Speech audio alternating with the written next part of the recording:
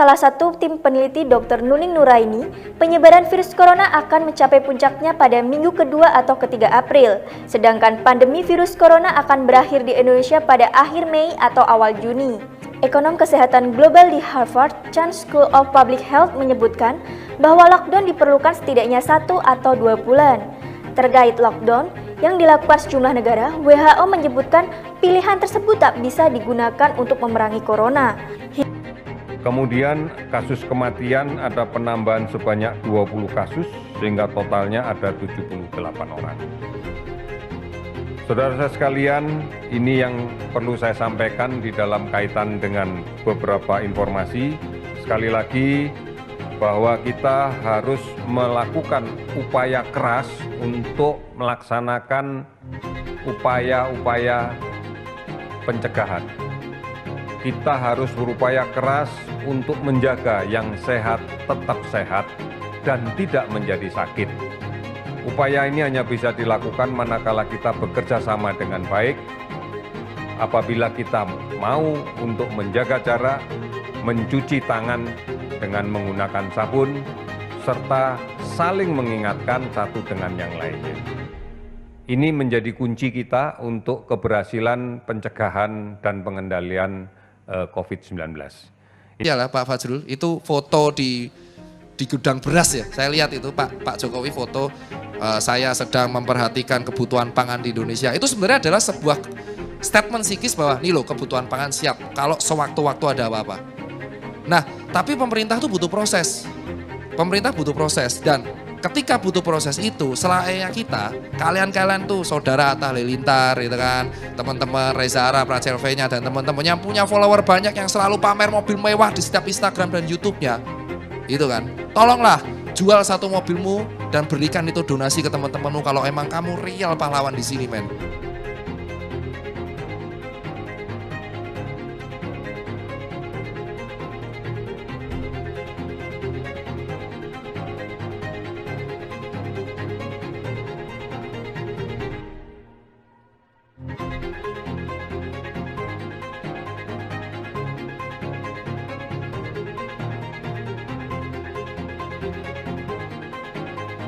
Itu selesai. Tapi mau nggak teman-teman influencer? Ya enggak. Punya bisa nggak? Tapi kalau emang nggak bisa, contoh Rachel V-nya kemarin donasi dapat 5M, 2M langsung kasih PMI lewat Kita Bisa. Nah yang lain ini sembari menunggu pemerintah menyiapkan opsi, selayaknya kita yang kaya membantu yang miskin. Corona itu harusnya menjadi momen buat rakyat Indonesia untuk saling membantu. Yang dokter itu pahlawan sejati, sini 8 tenaga medis sudah tumbang. Kalau sampai semua tenaga medis ini tumbang, ya udah siapa yang mau nolong? Habis men. Indonesia nggak boleh jadi kayak Italia bos. Itu Italia itu kenapa bisa kayak gini? Kalau nggak salah bisa dicek ya. Itu dokter di China dikirim volunteer dan dia mengatakan sorry maaf dengan segala hormat warganya ngeyel. Ya kan, udah ada yang jalanan tetap nongkrong. Saya masih inget banget ada yang saya tegur, saya dokter, saya tegur itu di depan nongkrong kafe, bor, bubar bor. Ngapain jam segini nongkrong-nongkrong di luar sampai ngerokok? Nyawa-nyawa gua, yang mati-mati gua. Sebelum COVID menyerang gua pengen party dulu, buset. Lu mati tapi lu nyebabin dokter-dokter juga mati pak. Mending gua matiin lu lama-lama, gua laporin polisi, dibubarin Blok M. Itu jadinya Blok M dibubarin, maaf tuh saya ngelaporin Polda. Karena saya nggak mau kalau kalian nongkrong tuh matiin teman-teman saya masalahnya. Karena hari ini guru saya udah meninggal. Saya nggak mau dokter tuh tumbang dan perawat tuh tumbang. Udah cukup lah 8 itu. Dan mereka tuh harusnya dianggap pahlawan Indonesia.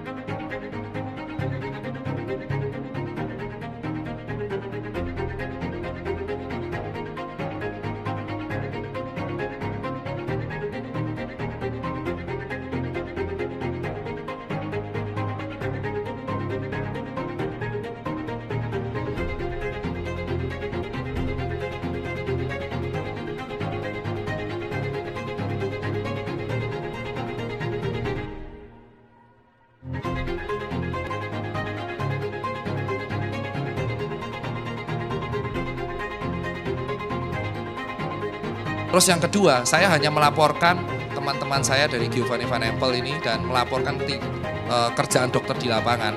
Mereka tuh sering nangis Pak, tiap malam. Kenapa? Karena nggak bisa pulang. Dan mereka nggak tega pulang karena ninggalin pasien di IGD dan di ruang isolasi. Dan faktanya adalah, yang teman-teman semua ini harus tahu adalah, teman-teman saya itu sebenarnya udah sakit. Semua ngerasain radang tenggorokan, tapi mereka tetap swab test negatif, gas terus. Karena mereka nggak tega ninggalin pasien. Jika kamu memang memiliki kemampuan di atas rata-rata, dan kita kasihan ojol itu masih pejuang jalanan, belilah makanan sebanyak yang kamu bisa, berikan bayaran di tempat ataupun pakai GoPay atau OVO ataupun yang lain, dan itu bisa berikan makanannya kepada ojol tersebut karena mereka belum tentu bisa makan hari ini. Gerakan kedua yang kita inisiatif itu adalah karena kami, jujur saya sebagai dokter itu melihat kawan-kawan saya yang sekarang berjuang di puskesmas, lalu bukan hanya di RS pemerintah, sekarang ada di puskesmas, lalu di RSUD, RSUP, dan sekarang menyebar ke swasta, itu benar-benar mereka kasihan sekali Bang Arni.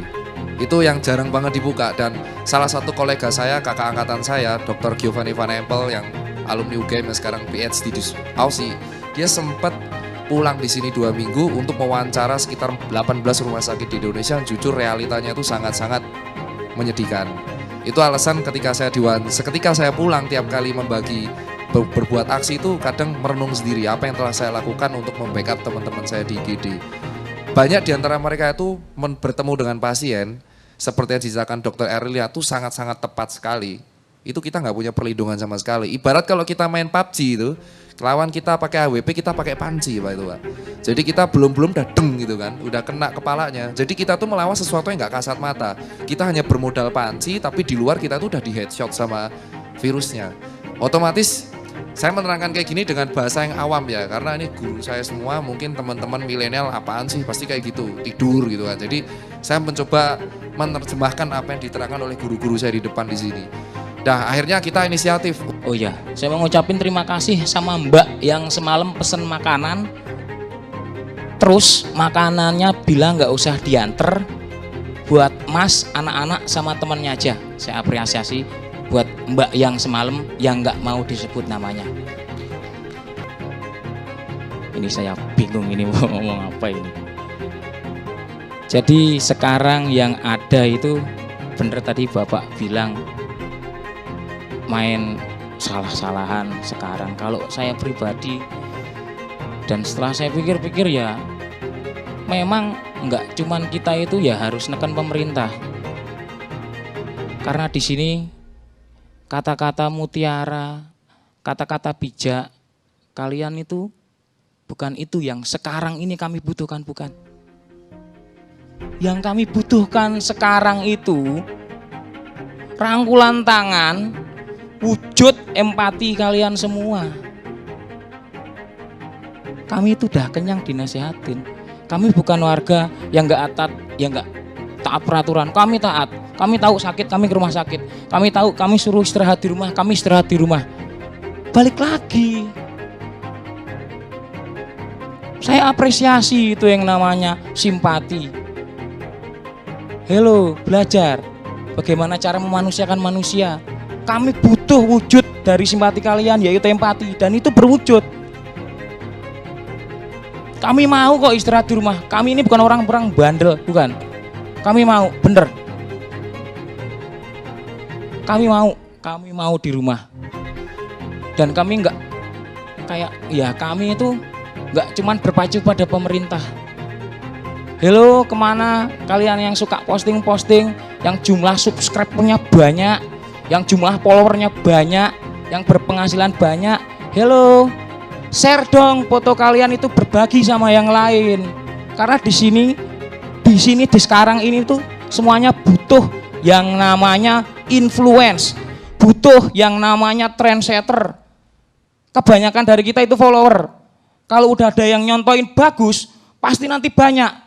Gak usah mikirin ria, karena malaikat itu gak bakalan ngurangi nilai pahala. Jadi PR-nya ini PR sekarang ini masalah kemanusiaan. Balik lagi, bagaimana cara kita memanusiakan manusia? Berhubung dan kebetulan saya ada di kalangan paling bawah, Ya saya cuman bisanya gini. Kalau saya ada di atas ataupun di tengah, saya juga pasti bakalan bantu. Kami itu nggak minta bantu dibayarin kontrakan kami, cicilan motor kami 2 minggu.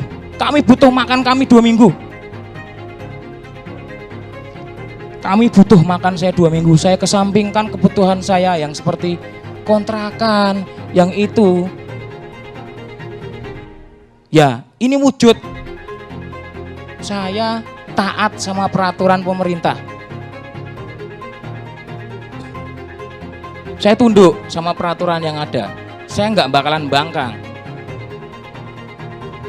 Tapi ya itu, jargon-jargon, slogan-slogan yang hello, ayo kita istirahat di rumah. Hello juga, situ bisa istirahat. Kami gimana?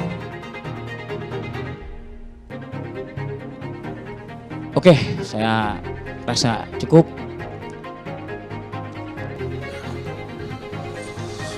Baik, sekarang apa yang Ibu harapkan dari pemerintah? Tahu Pak, di saya misalnya mau pulang kampung, kalau di sini sepi Pak, kan udah 2 minggu kayak saya nggak dagang, di rumah aja.